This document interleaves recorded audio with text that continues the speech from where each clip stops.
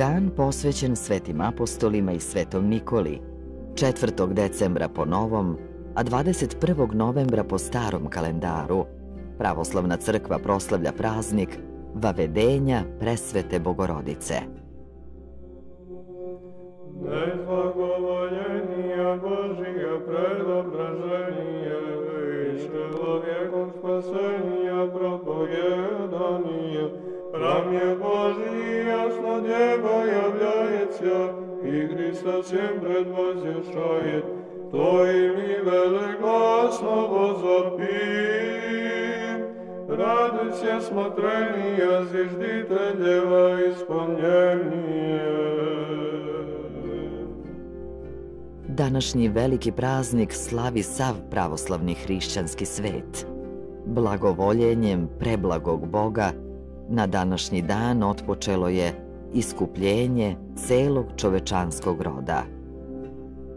Danas je u hram Božiji uvedena Deva Marija i time je prednaznačen i skori dolazak Spasitelja sveta. Kada je Deva Marija napunila 3 godine, sveti Joakim i Ana poveli su svoju kćer iz Nazareta u Jerusalim, da je, prema svom ranijem obećanju, predaju Bogu na službu. U ovom svečanom događaju učestvovali su mnogi srodnici Marijinih roditelja. Sve vreme bili su prisutni i nevidljivi Božji zaslanici, anđeli.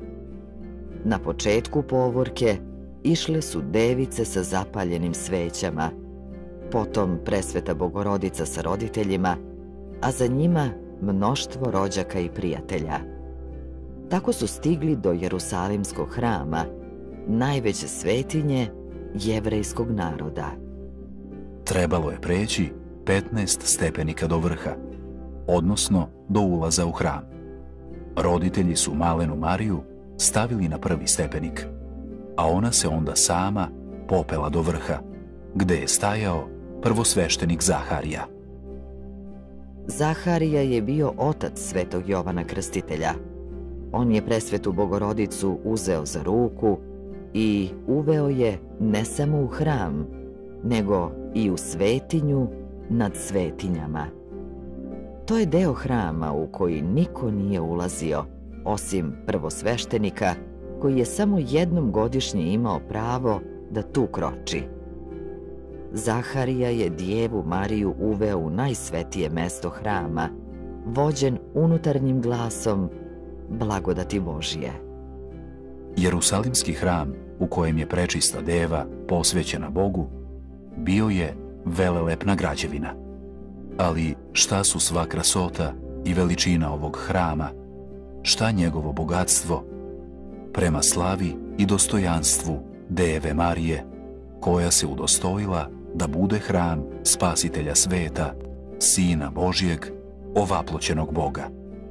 Zato vascela crkva danas peva: Prečisti hram Spasov, dragoceni dvorac i djeva, sveštena riznica slave Božije, uvodi se danas u dom Gospodnji, unoseći blagodat koja je u duhu Božijem. Nju pesmama slave anđeli Božiji, jer je ona stan nebeski.